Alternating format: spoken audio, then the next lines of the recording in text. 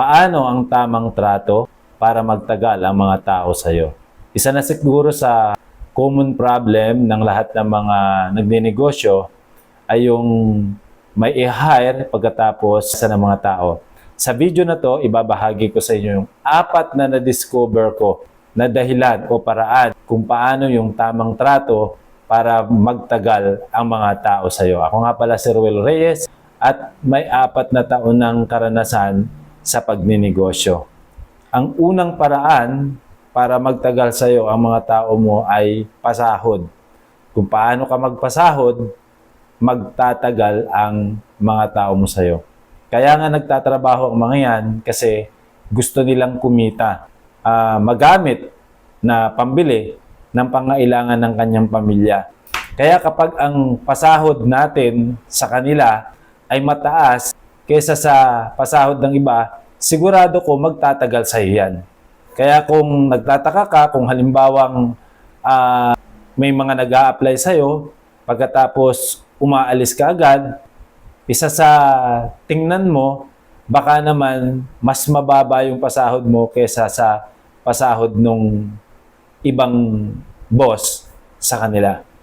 Pangalawang dahilan para magtagal ang mga tao sa'yo, trust. Yung tiwala. Kung isa kang amo o kaya isa kang boss at lagi kang may trust issue sa mga tao mo, hindi talaga magtatagal ang mga yan.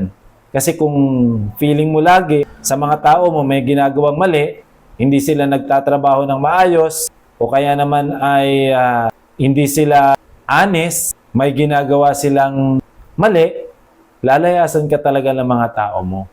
Kasi kapag hindi tayo marunong magbigay ng tiwala sa kanila, ang maipaparamdam mo lagi sa kanila ay pagdududa. Ang akala mo lagi sa kanila, kahit na nagtatrabaho na ng maayos, kahit honest, feeling mo lagi may ginagawa silang mali. At kapag wala tayong tiwala sa mga tao natin, sa mga kasama natin, hindi talaga magtatagal ang mga yan.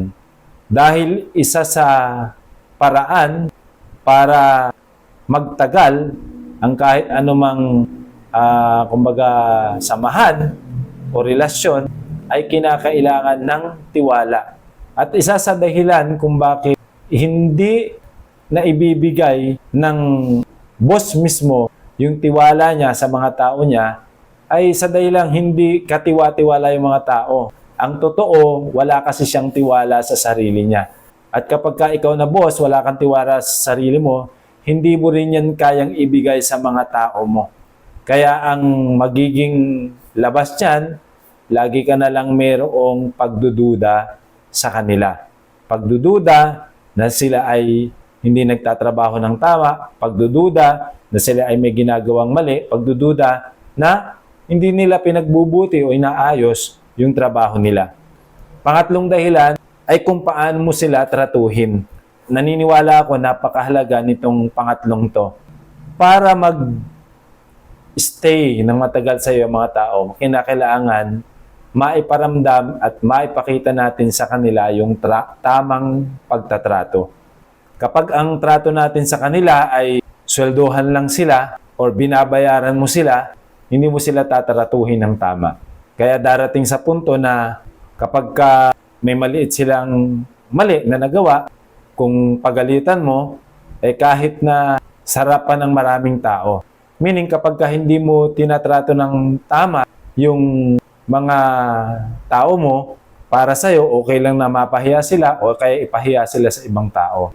Kaya mahalaga na maibigay natin sa kanila yung tamang trato.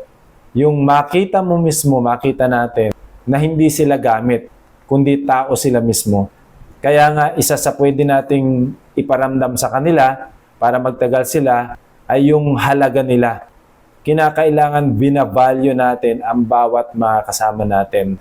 Na kahit sila ay nagtatrabaho sa atin at sinisweldohan natin sila, wag natin silang ituring na gamit, kundi ituring natin silang tao. Ituring natin silang mga kasama natin na siyang magbibigay ng magandang resulta sa ating negosyo. At pinakahuli sa lahat, na tamang paraan para magtagal ang mga tao mo ay relationship. Naalala ko nung kasi simula ko palang magnegosyo at nag-hire ako ng mga kasama ko at yung isa sa hinire ko ay mga kaibigan mismo nung pamangkin ko. Pero alam niyo bang dumating sa time na nung kinailangan na ng sister ko na mga makakasama din doon sa negosyo nila, kahit doble pa yung sweldo na ibinibigay ko doon sa mga kasama kong ito, mas pinahalagahan pa rin nila yung pagiging magkaibigan nila nung anak ng sister ko.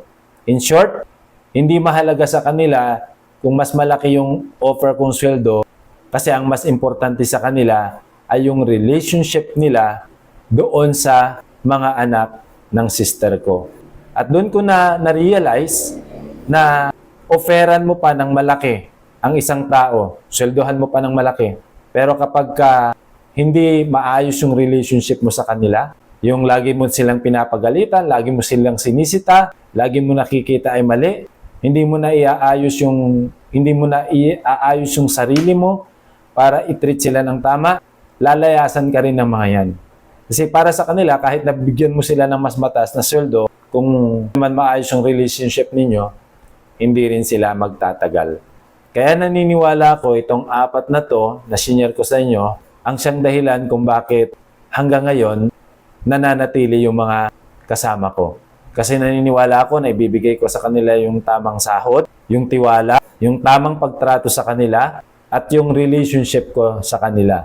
Tandaan natin kahit gaano kaganda ang produkto mo, kapag wala kang mga tao, hindi rin magtatagumpay ang negosyo mo. Sapagkat ang nagpapatakbo sa isang matagumpay na negosyo ay walang iba kundi yung mga kasama mo. Kaya nakatulong sa iyo ang video na to, i-like, follow, at share mo na rin sa mga kaibigan mo. God bless!